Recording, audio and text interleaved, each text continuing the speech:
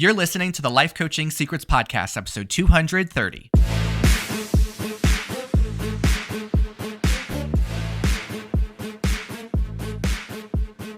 Did you know that life coaches are needed now more than ever? I'm Frank Macri, founder of Thriving Coach Academy.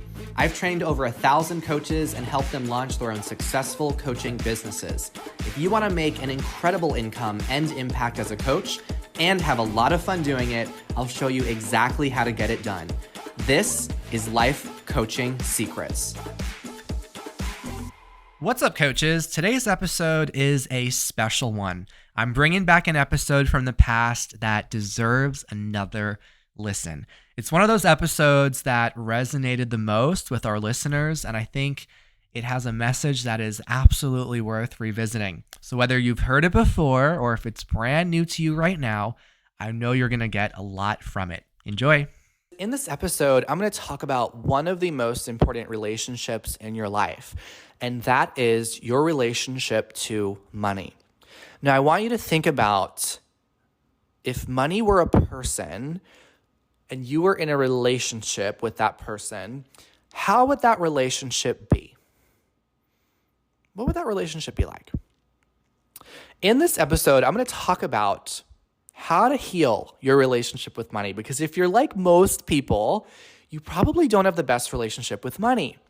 And if this is the case for you, it's not your fault, because a lot of us are growing up and go through upbringings where we take on a lot of very destructive and unhealthy belief systems about money, and it's reinforced in media, and it could be around us at all times. So when it comes to you wanting to create financial freedom for yourself and become more empowered with money, you need to first heal your relationship with money in order for that to happen. So in this episode, I am going to share with you some different ways that you can handle money. And I'm going to talk about one of the most powerful exercises that you can do every week with money to heal your relationship to it. Now, if you were to be put on the spot right now, if I were to put you on the spot and say, how much money do you have in all your different bank accounts? Would you be able to tell me how much money you have?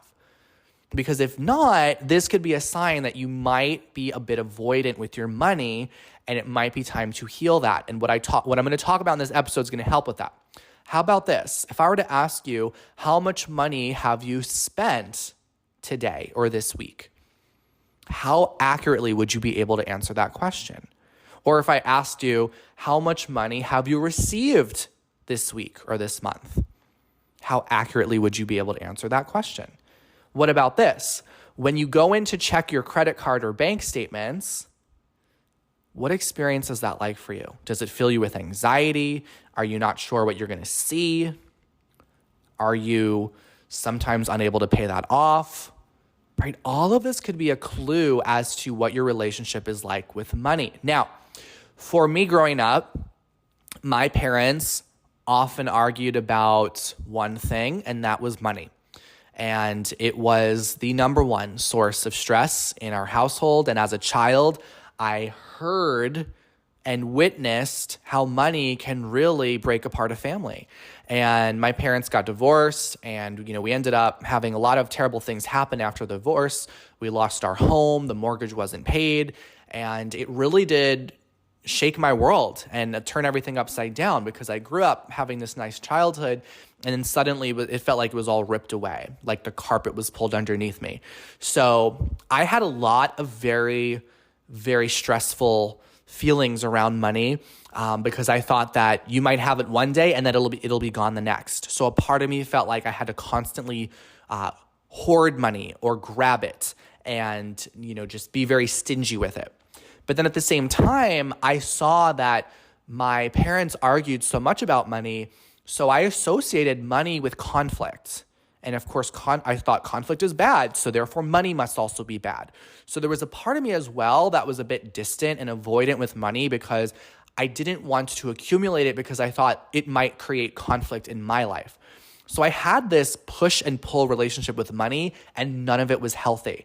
So when I started my own coaching business many years later, I started having all these challenges in the first few years where it was very hard for me to invest in my business because I was worried that that money wasn't going to come back to me, or I was worried that I was going to be taken advantage of.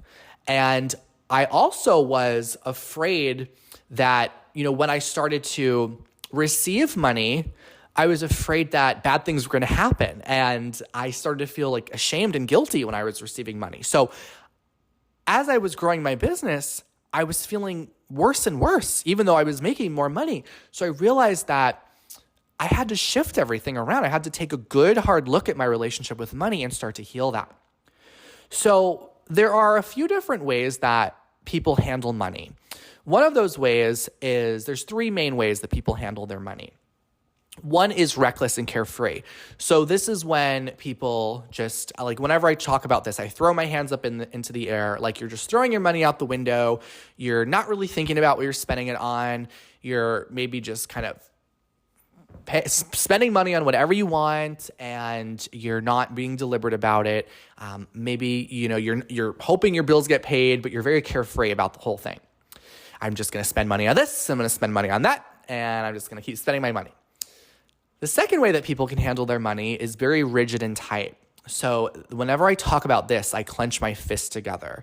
And if you're not driving and if you're able to do this, then I want you to just squeeze your fists together really, really tight for a few seconds. And imagine what that's like when it comes to money, just hoarding it, being afraid to spend it, and then let your hands go. Notice how much more relaxed it feels when you can just let your hands go. So many people are very rigid and tight with their money because they have a fear that with them, when they spend it, they're going to lose it. That's not going to come back. They don't trust giving their money to people. So both of these dynamics with money, very unhealthy. It's not going to be it's not going to be helpful for you. In fact, it's going to be very detrimental when you are growing a business. If you have a reckless and carefree relationship with money, or if you have a rigid and tight relationship with money. But then there is a third way you can handle your money, and this is the most healthy way, and that is a mindful relationship to money. This is when you consciously invest in what aligns with your vision and your values. And this is also when you're able to receive money with gratitude. So you're able to receive money generously, and you're also able to invest money generously. So it's kind of like this ebb and flow and this beautiful currency, which I love that we have that word currency, because currency is also another word used to describe money. That's exactly what money is meant to be, currency. It's meant to flow in, it's meant to flow out, okay? So you might right now be preventing money from flowing into your life because you are grasping so much right now, right? Like you are grabbing so hard. I remember when I got started, I was so afraid to spend any kind of money on my business. So it was like, if you imagine a hose, I was squeezing the hose so hard, but I was wondering why there was no water coming out. And I realized that once I released my grip and I let that water flow, then the money would be able to come pouring in, because that's what it's designed to do. It's meant to go through a currency. And when I started making that shift, I began to invest money into myself and into my dreams and into my business, right? And this is an important step for you to take, realizing where in your life right now can you release that grasp that you might have on your money because you're so afraid that you're never going to get it back, but just release that grasp so that way you can invest in yourself, invest in your dreams, invest in your business, because you know it's just going to come right on back to you. When you invest in yourself more, then you end up elevating yourself and the universe is able to replenish you, okay? This is really what abundance is all about, being able to get into that state of financial flow. So I want to share with you a specific activity and action that you can take every week. And it's going to stretch some of you, but I'm telling you, it's going to be a game changer. And this is an action that I still do every week with my business, okay? This is something I've been doing for years, and it is something that I learned from one of my mentors, and I'm so grateful that I learned this, so I'm going to share it with you. It is called having a money date, okay? So a money date is a time that you devote every week just for you and your finances. It is time every week that you devote to get intimate with your finances. Now, I know for a lot of you, you may have never been really taught how to handle finances. You just kind of have a paycheck that arrives, or you just kind of spend money on things that you want, but you don't really have this connection with money. And that's what the money date's going to help you create, a healthy connection to money. So you start feeling empowered when you spend it and grateful when you receive it. So the money date is typically lasting between 30 to 60 minutes. The first few times you do this exercise, it's probably going to take you close to an hour, especially if you are newer to this. And when you have your money date, you want to have some thoughts to try on as you go into this. And I know that for a lot of you, this is going to be a little bit scary because maybe you just never saw yourself as someone who handled money. Maybe there was another family member or partner and you just thought they're the one who handles the finances. They're the one that handles the money. I know a lot of our students in the academy, when they enroll, they say, my spouse has always been the one who made the money, dealt with the money. So it's an unknown territory. And I want you to know that just because it's unknown doesn't mean that you're able to be really, really competent in it. When you start doing the money date, you're going to realize just how competent you are. And just like anything you do for the first time, it's difficult and stressful at first, but it's going to get simpler every single time that you do this money date. So I want you to try on these thoughts. The first thought I want you to try on is that you can totally handle your finances. Okay? You can handle your finances. Another thought I want you to try on is the thought, numbers are neutral. Numbers are neutral. So you might think, well, in school, I never was really the math person. I never was good with numbers. We don't need to have those thoughts right now. Numbers are neutral. They're not scary. They're not intimidating. They are neutral. It's just information, right? And you are able to handle your finances. You can handle this, right? You can handle numbers. That's another thought I want you to have. I can handle numbers. You can handle numbers. Numbers are neutral. Okay. And another thought I want to throw in there as well is that you are a money magnet. Like money loves you. Okay, what if, even if you have a conflicted relationship with money, what if really ultimately money loves you so much and money wants to be there for you and money wants to give you that assurance that it's always going to be there, right? It might depart temporarily, but it's always going to come on back, okay? So how do you do an actual money date? Now that you have the right mindset getting into it, of course, you're going to schedule a time in your week. So in my calendar, every week I have a money date. It's already scheduled. Okay. I have it for every Monday morning. It is the first thing I do to start out my work week. I have a money date. So create a dedicated time for yourself that you can repeat every week and put it in your calendar. I would even encourage you to pause this episode and go ahead and put your money date in your calendar right now so you know exactly when you're going to have your money date. Now, when you actually are having the money date, set the mood. So think of it kind of like an actual date you might go on with another person. So what can you do to create an environment of relaxation? Because for a lot of people, they have so many thoughts about money that create stress. If you're like most people on the planet, that's probably you too. So what you want to do is create an environment for yourself, create an atmosphere that promotes relaxation and peace. So perhaps it might be lighting your favorite candle or playing some relaxing spa music, whatever it might be. Whatever relaxes you, I want you to create an environment where you can have that, okay? You might even want to get dressed up in a way that just has you feel very relaxed and comfortable and at ease with yourself. So now that you've dedicated a time to your money date and you've set the mood, the next thing you want to do is you want to look at all of your accounts one at a time, each of your bank accounts. So maybe you have a checking account and a savings account. Maybe you have an investment account, a retirement account, whatever it might be. One at a time, you're going to look through all of the previous month's charges and deposits in that account. So you're just going to scan through. And I'm telling you, when I started doing this at first, because by the way, a lot of those bank statements, they're not really designed in a way that is easily illegible. Okay, sometimes it's just very odd the way that they create those. So this is why you want to put yourself in a state of peace ahead of time, and you want to take your time with this. Go slowly. Okay, you're gonna start slow before you go fast. So you're gonna scan through account by account, looking at your statement for the previous month, and you're just gonna notice, is there anything wrong? Is there anything that you're not sure of why it's there? It's really important for you to know what every charge is about on your bank statements. Okay, don't let something be there and you're like, I don't know what that is, or I don't remember that, because that's very disempowering when you have a detached and a confused relationship with money.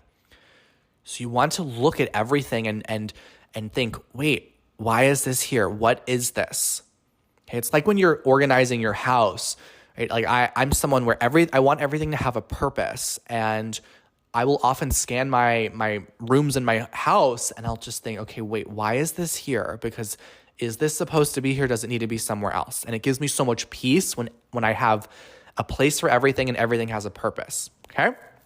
So don't avoid or skip or look away from something just because you don't know what it is. You want to get curious.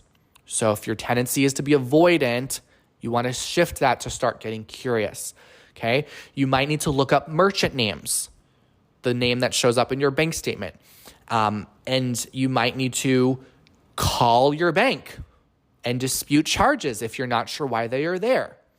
Many people aren't aware of money that they're losing that they really shouldn't be losing. So this is empowering because you're going to get money back that's already yours, right? You might have some subscription that you're paying for that you forgot about, you don't even use anymore. So when you have a money date, this is why it's so healing, because you're going to start reclaiming money and increasing the currency of money into your life. Okay, so you're going to look at all the charges in all of your different accounts. You're going to make sure that you know what they all are, and you're going to get curious about the ones that you're not sure why they're there. Now, the other thing you want to do is you're going to pay off all of the charges you might have on your credit cards. Okay, this is great for your credit score to be doing this. Okay, you want to be paying off all of those charges. So a lot of you might be hearing this and go, oh, I already do that. But my question for you is, when do you do it? Do you just do it when you remember, or just when you have some free time? Because that is not a useful way to handle your finances. That is not empowering. What if you had a dedicated money date every week where you are making sure everything's paid off and you're dealing with everything money related? Like, that's what I want you all to realize from this. This is simplifying your life. If you're someone that's wondering, did I pay that bill off yet? Or when's the last time I checked this bank statement? When's the last time I looked into this account, right? You might be doing it very haphazardly, but having a money date already planned 1 week ahead, you know exactly when it's going to be. This is your time to do anything money related. You get it all done so that way you can put the rest of your energy towards whatever it is you want to focus on in your week. You don't have to waste any part of your energy on your money stuff, okay? So you're going to, in summary, you're going to look at all your accounts one at a time. You're going to scan through, make sure you know why everything's there, and you're going to pay off whatever charges that you need to pay off, okay? You're going to boost up that credit score, okay? And of course, paying off your credit cards every month is good because it's also going to keep your credit cards from accruing that interest. So if you have investment accounts, if you have retirement or you have non-retirement accounts set up, one of the recommendations I have for you is to set up automatic withdrawals or deposits, okay? Rather than just randomly depositing. One way that you can empower yourself is to automate it. So there are so many resources now that let you automate.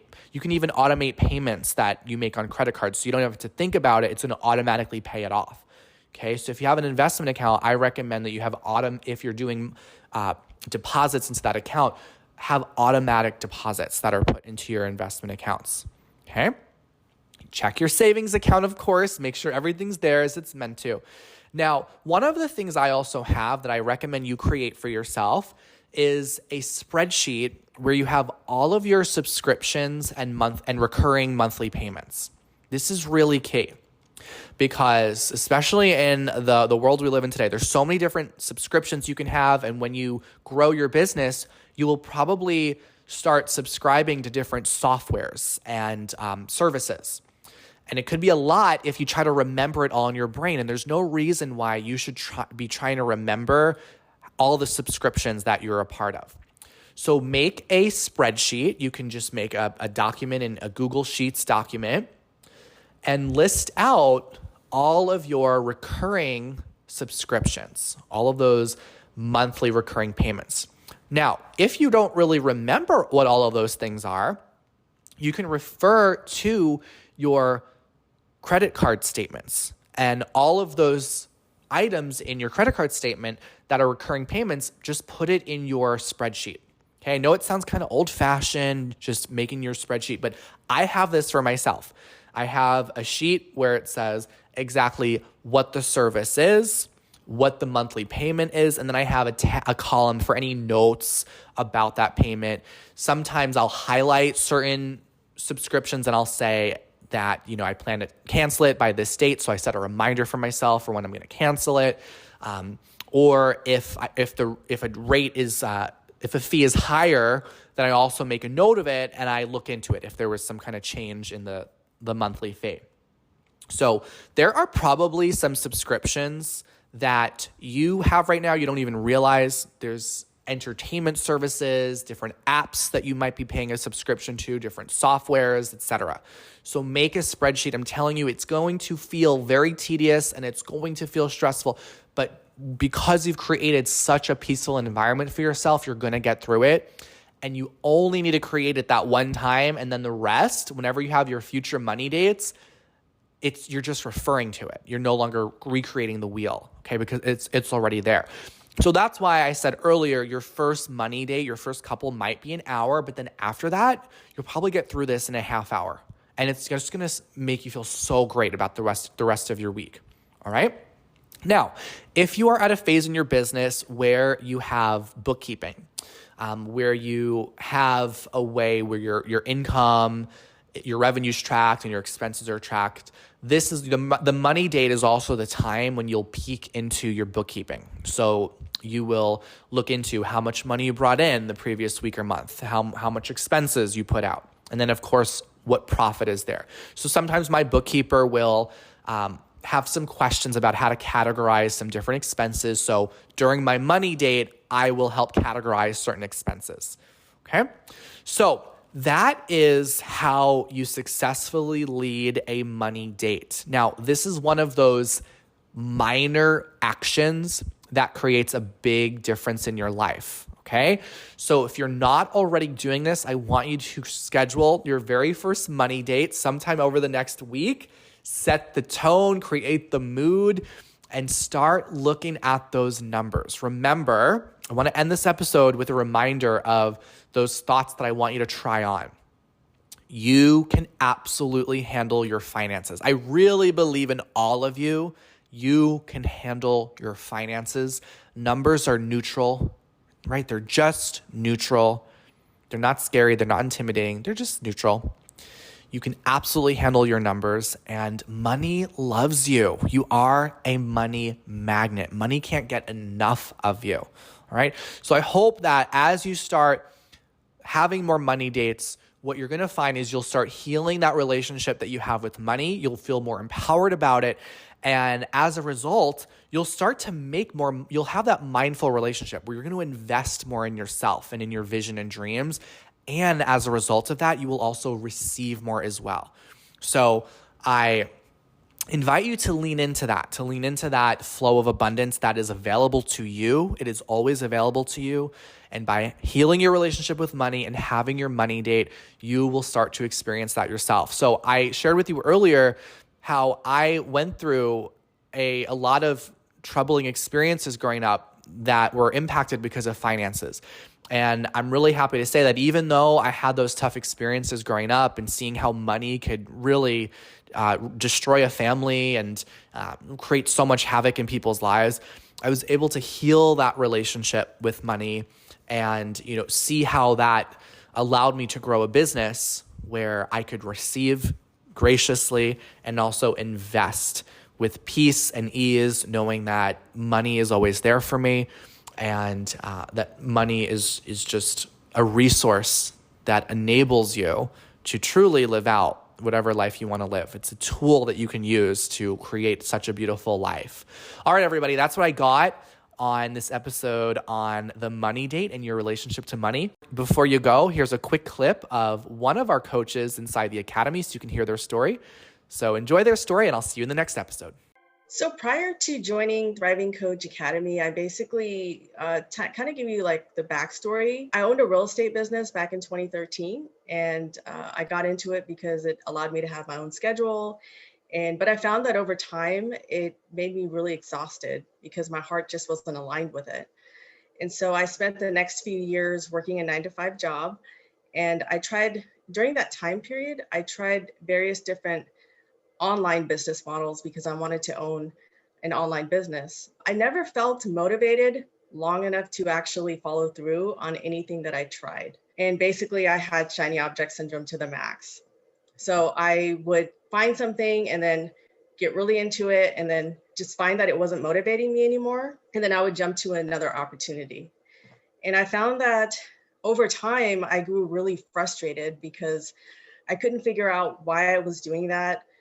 I thought there was something wrong with me. And, I just was really, really getting really frustrated. And then earlier this year, I saw an email from Thriving Coach Academy come through. And I thought, well, it sounds like an interesting opportunity. And I just felt called to click on it. And I watched the webinar all the way through. And I was like, wow, something was just really sitting really well with me. I just felt like I was just called to continue to find out more about it. And so I hit the reply button and I asked some questions about it to set up a call. So as I started to become more confident with my coaching skills, one of the fears that came up for me was, how do I now get paid clients? And through the program, I learned how to really differentiate myself, how to become more authentic and share my story with other people. And as a result of that, I was able to pretty early on get paid coaching clients. And I just recently, 2 weeks ago, landed my first high ticket client at $3,000. And it really allowed me to see the possibilities that are out there as a coach now. And I'm really excited to move forward and continue to coach. Just a year ago, I was in a situation where I had no idea what I wanted to do with my life. And today I wake up with excitement, with a purpose, and in a direction. Now I know I have a clear path set forward to do what I love, to have my own schedule, to create an unlimited amount of income. And the possibilities are really endless now for me. One of the things that I learned in this program is that everybody has a story to share. And when I first came into the program, I was very shy. I had a lot of social anxiety and a lot of fear of being seen. And that was actually really holding me back as a coach as well. And what I learned through learning how to coach is the power of discovering my own story and being able to share that story with everyone else. And when I get someone messaging me and telling me that they were inspired by what they heard or they related to my story, that's really fulfilling for me. I get to help other people now uncover their purpose and share their own stories. This program was perfect for me because I had a deep calling to want to serve others. And I also wanted to be my own boss. I wanted to have my own schedule. And this was the perfect way for me to be able to really pursue that calling. And if you feel like you have a calling that you want to pursue, and this will give you the skill sets that you need to really be able to propel your coaching career forward.